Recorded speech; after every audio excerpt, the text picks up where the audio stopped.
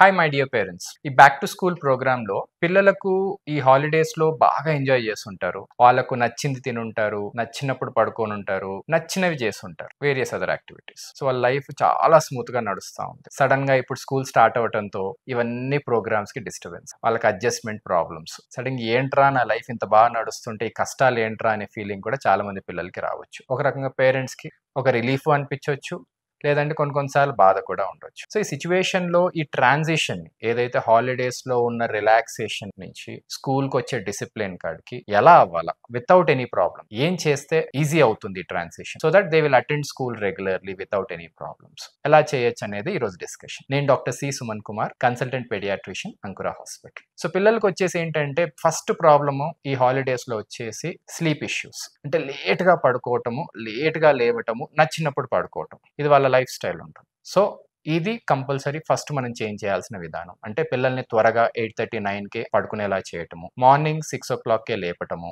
కనీసం ఒక 1.5 hour time, ఎందుకంటే వాళ్ళు లేచినప్పటి నుంచి school bus, van, private transport తీసుకోవడానికి ఆ 1.5 hour టైం అన్న మనం ఇవ్వాలి. సో దానికి అనుగుణంగా పిల్లల్ని ఒక వారం, 5 రోజులు, 10 రోజుల ముందటి నుంచే పిల్లల్ని అలా లేపటం మొదలు పెడితే వాళ్ళకి అడాప్టేషన్ ఈజీ అవుతుంది, ఆ స్లీప్ సైకిల్ సెట్ అవుతాయి. లేదంటే వాళ్ళకు రాత్రి లేట్ గా పడుకోవటం అలానే అలవాటు అవుతే రాత్రి నిద్ర సరిగ్గా పట్టక స్కూల్కి వెళ్ళేసరికి ఆ నిద్ర రావటము, వినటం ఇష్టం లేకపోవటము, మూడ్ లేకపోవటము, అట్లా స్కూల్ స్టార్ట్ అవటంతో చిరాగ్గా కొత్త స్కూల్ మొదలవుతుంది. సో ఈ స్లీప్ ప్యాటర్న్ ని మనం సెట్ చేసుకుందాం.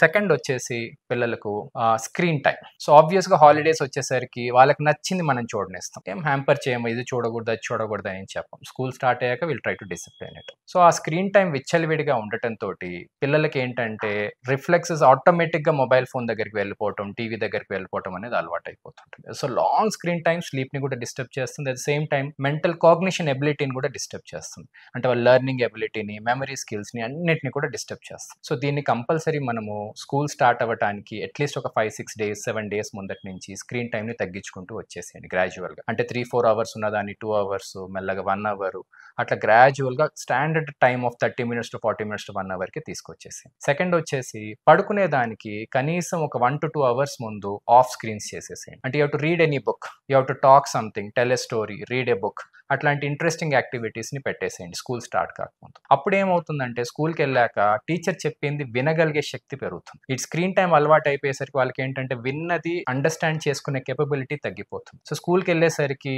వాళ్ళకి అంత డిజిటల్ స్క్రీన్ ఉండదు కాబట్టి ఆ టీచర్ చెప్పేది చాలా బోరింగ్ గాను, వినేది అర్థం చేసుకునే కేపబిలిటీ కూడా లేకపోవటం వల్ల, తగ్గిపోవటం వల్ల అర్థం చేసుకోవటం కూడా తగ్గిపోయి లెర్నింగ్ డిఫికల్టీస్ అనేది రావచ్చు. సో స్క్రీన్ టైం ఖచ్చితంగా మీరు వారం రోజుల ముందటి నుంచే తగ్గించండి.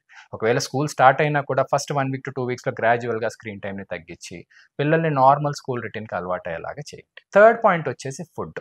ఇది ఇంకో ప్రాబ్లం. హాలిడేస్ అంటే ice creams, chocolates, popcorns, burgers, pizzas, ఇలా ఇష్టం వచ్చినవి ఇష్టం వచ్చిన టైంలో ఎప్పుడైనా ఎక్కడైనా ఆర్డర్ ఇంటికి తెచ్చుకోవచ్చు, లేదంటే బయటకు వెళ్ళి తినొచ్చు. They have the freedom to eat everything and anything. But problem ఏంటంటే ఇక్కడ ఇలాంటి ఫుడ్ హ్యాబిట్స్ కి అలవాటు పడి ఇంట్లో ఫుడ్స్ తక్కువ తిని సడన్ గా స్కూల్కి వెళ్ళేసరికి ఇవన్నీ స్కూల్లో అలౌ చేయరు కాబట్టి, ఇంట్లో చేసిన ఫుడ్డే తీసుకెళ్ళాలి కాబట్టి వాళ్ళకు తినటం అనేది ఇబ్బంది అవ్వచ్చు. సో ఈ ఫుడ్ హ్యాబిట్స్ ప్రాబ్లమ్స్ వల్ల పిల్లలకు కాన్స్టిపేషన్ ఇష్యూస్ రావచ్చు, డైజెస్టివ్ ఇష్యూస్ రావచ్చు, అపిటైట్ ఇష్యూస్ రావచ్చు.